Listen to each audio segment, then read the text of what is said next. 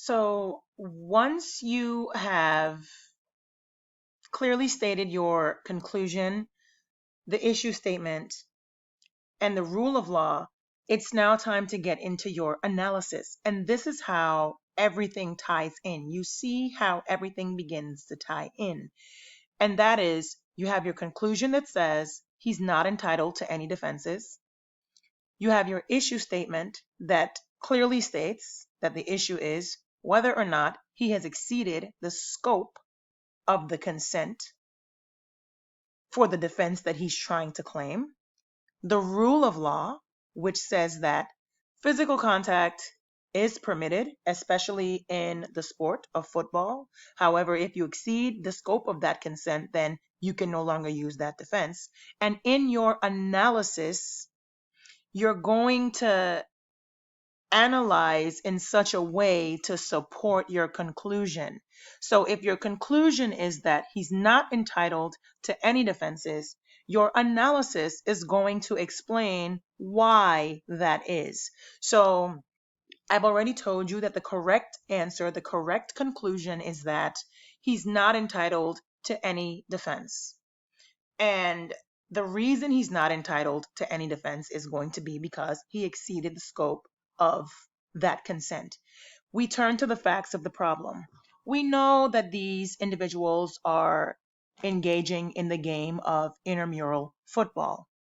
Many of you have correctly stated in your analysis that football is a contact sport. It's high intensity physical contact. Sometimes that physical contact results in concussions.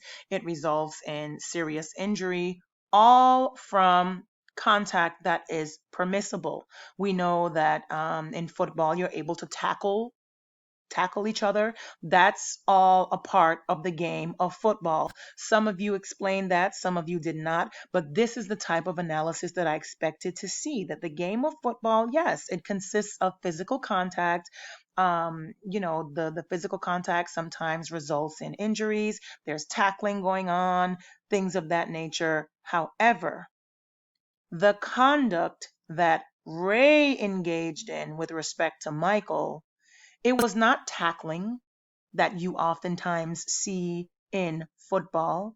It was not any kind of physical contact that is normally associated with the sport of football. What the facts tell us is that Ray is an aggressive linebacker, and it's okay to be an aggressive linebacker. But what the facts also tell us is that Ray picked Michael off the ground and threw him violently onto the turf. Now, I certainly don't purport to be an expert in football. As a matter of fact, I don't know very much about the sport. But what I do know is that this is not the conduct that is typically seen in the sport of football. This is not the typical type of physical contact to which a participant will consent. Sure, I consent to you tackling me. I consent to you, engaging in any other type of physical conduct that is permitted and allowed and typically seen in the sport. But what I'm not going to consent to is you just for no reason, because you're an aggressive linebacker, picking me up off the ground and throwing me violently onto the turf. This has nothing to do with the sport of football. And that is what Ray did here. As a result, Ray has exceeded the scope of the consent that was given by Michael. He exceeded that when he proceeded to engage in conduct that is outside the realms of the sport of football. And that is what this problem was testing. This problem was testing your ability to determine and to ascertain that this conduct was outside the scope of what's permitted in the sport of football, and as a result, the consent defense is not applicable. Now, I just want to highlight that while it will benefit you if you reach the correct conclusion, That is not so much my focus because there were some of you who received significant credit for your answer, although you reached the incorrect conclusion. There were some of you that said that, yes, Ray is entitled to the consent of defense. And what you did was you listed the improper conclusion. However, the issue statement was correct. The rule of law was correct. So I knew that you understood what the problem was about. And then in your analysis, you gave some very compelling, albeit incorrect, arguments to support your conclusion. And that is what I am concerned about. I am concerned with your ability to spot the issue, to recite the rule of law, and to be able to analyze, picking out relevant facts and applying the rule to those facts to then reach a conclusion that is supported by your analysis. So that is really, really what I'm looking for here. But some of you didn't receive as much credit as you may have liked because the conclusion was incorrect, but then the issue statement was also incorrect, and the rule of law was incorrect.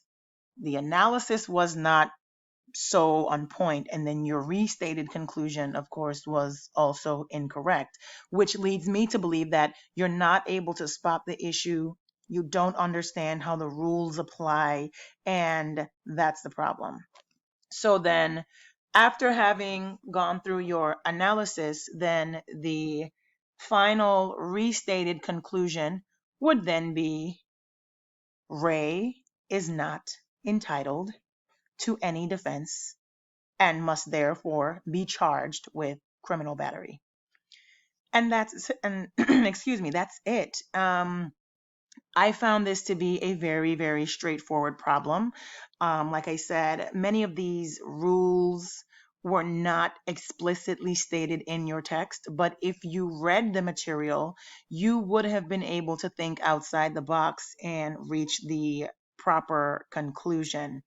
Some of you insisted on saying that consent was given. This is football. Football is a rough sport, and that is true. But what you need to realize is that while physical contact is permitted, that doesn't mean that any type of physical contact is going to be permitted. It has to be the type that is associated with the sport of football, and that is not what we had here. So um, that was it. That was the answer, the correct answer for this problem.